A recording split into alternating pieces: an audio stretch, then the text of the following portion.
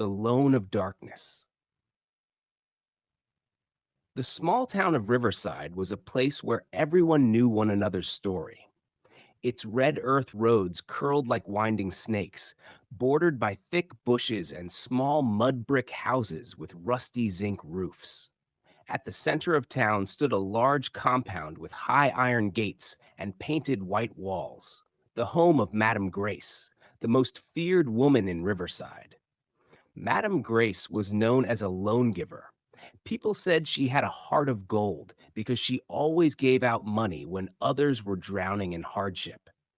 But behind the shiny curtains and polished tiles of her office hid something darker than anyone could imagine. She gave loans on collateral, farmlands, jewelry, houses, motorbikes, anything of value. On the surface, her terms seemed fair, but the truth was bitter. Hardly anyone ever managed to pay her back. One by one, families lost their properties. Some men ran into the forest and never returned. Some women went mad in the market square. Others, too ashamed to face their families, ended their lives. One hot afternoon, Mr. Johnson, a middle aged farmer with a bent back and weary eyes, stepped into Madame Grace's office. He clutched his cap nervously, shifting from one foot to another. Madame Grace, please, he whispered, almost choking on his words.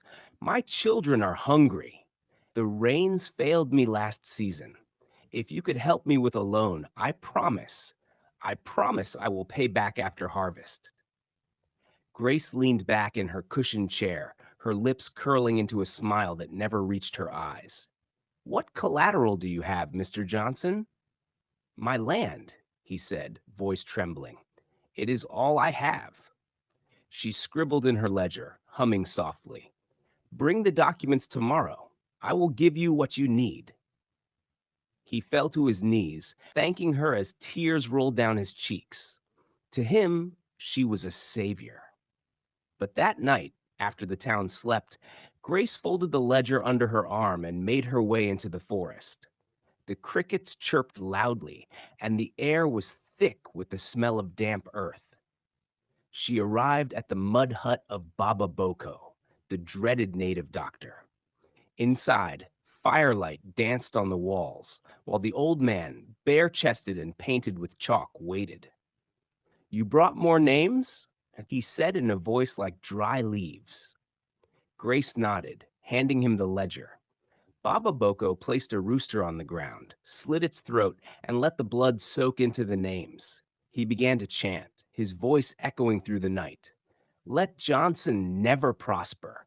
Let his hands grow weak, his debts multiply, his land fall into the hands of Grace. The fire blazed higher. Grace smiled. Another victim sealed. Months later, Johnson fell ill. His crops withered, his children starved, and finally, he lost his land to Madame Grace. Not long after, he was found hanging from a tree at the edge of the town. The people wept, but in silence. No one dared accuse her. Another victim was Mrs. Parker, a widow with 3 young children. She borrowed money to restart her late husband's grocery shop. She worked tirelessly, waking before dawn, sleeping past midnight. But no matter how much she sold, her debt never seemed to reduce. One day in the marketplace, her eyes turned wild. She tore her clothes, screaming, They are chasing me! Fire! Fire! Before collapsing in the dust.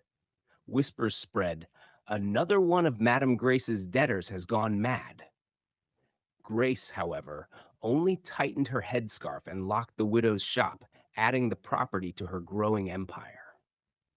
Then came Paul, a determined young man with strong shoulders and dreams larger than Riverside itself. He walked into Madame Grace's office one evening, his mother's land deed folded neatly under his arm. His mother, Helen, had died 2 years before, leaving him with little more than her farmland and her blessing.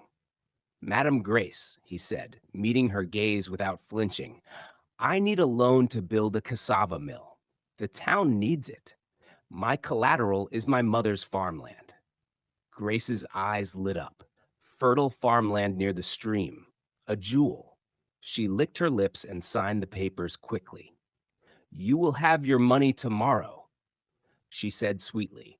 That night she carried his name to Baba Boko. Bind him, she commanded. Let him fail like the rest. Baba Boko poured gin, chanted, and killed a black hen. But as the blood touched Paul's name, the fire roared violently, sending sparks into the roof. A strange wind blew through the hut. Suddenly, a woman's voice echoed, calm but firm.